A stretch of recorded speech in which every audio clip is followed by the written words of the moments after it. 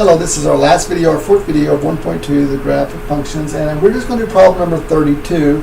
And it's basically a problem in the book that has talking about a cross section of a log, and it's talking about the area of a cross section. Okay, and it's very wordy, and so I didn't want to write all that down. But the basic formula for that area that they provide is 4x times the square root of 1 minus x squared. Now, the main reason I want to do this problem is to show you how to find the area of a function, the domain of a function, when it's not just very simple. That's the main reason I wanted to show you this one. But there's another reason I wanted to show you this one is because look at the problem. It says part A. There is no part B and there's no part C. Sometimes in the books they're having graphing calculator problems, and we're not going to be doing those problems. So I wanted just to show you that sometimes we're going to be doing part A of a problem, but not part B or part C of a problem, simply because they're graphing calculator type problems, and we don't use those in this course. And so that's kind of a secondary reason I wanted to do this problem. But let's go to the main reason: finding the domain of a function. Well, that looks like that. Well, 4x times the square root of 1 minus x squared. Well, as I've always said, that you cannot find you cannot take the square root of negative numbers. They have to be positive. So whatever's inside, remember what this inside is called, it's called the radicand. The radicand, in this case 1 minus x squared, is greater than or equal to 0. So the domain, well, the radicand is 1 minus x squared and has to be greater than or equal to 0. And that can be tricky. Okay? So now what I'm going to do is factor this out. So it's 1 plus x times 1 minus x, and that's greater than or equal to 0. Okay? Now, when is this greater than or equal to 0? Well, it's kind of hard to do because we know a positive times a positive is greater than 0, but a negative times a negative is greater than 0. So what I like to do is figure out where the zeros are at. And that's going to be at negative 1 and positive 1. Now, negative 1 and positive 1. And then what I'll do is I'll put a number in and see if it's positive times a positive or negative times a negative. And if that's the case, then I've got the right one. So let's test 0.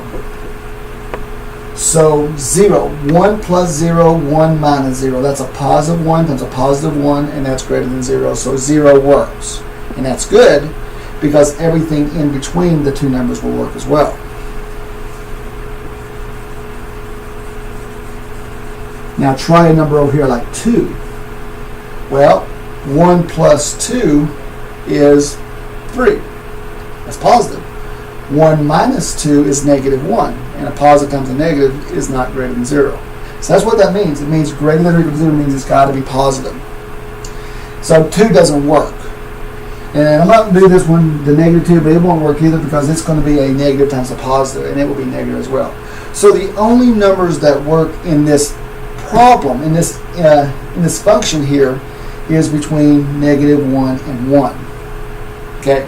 Now, one thing I should have wrote on the board I didn't. What is the value of x?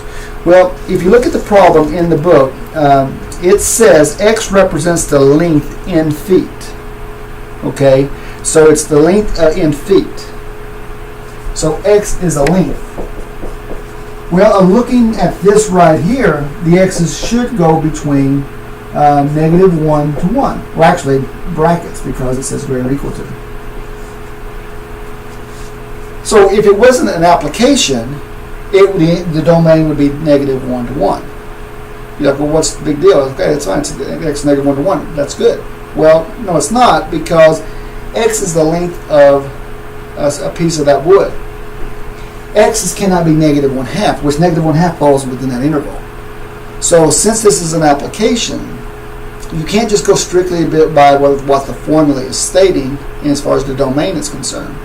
So we know length has to be positive. So even though it says that you can go from negative 1 to 1, you actually have to go from 0 to 1. Now 0 can't be allowed either because 0, you can't have a length something that's 0 unless it's not, you don't have anything there. So what I would say the domain would be 0 to 1. So that's the domain of this function in relation to this application. So if they just said flat out, if they gave me this function and it did not give me an application, and say, okay, what is the domain of this function? and didn't correspond to any application or anything else, I would have said this right here, negative 1 to 1, because I wouldn't know what they were referring to. But since this problem is actually an application, word application, you got to use your noggin a little bit more. So you can't just blindly go this, it's negative 1 to 1. Well, you cannot have a length that's a negative 1/2 of a foot. So that's why it's 0 to 1, and that is your answer.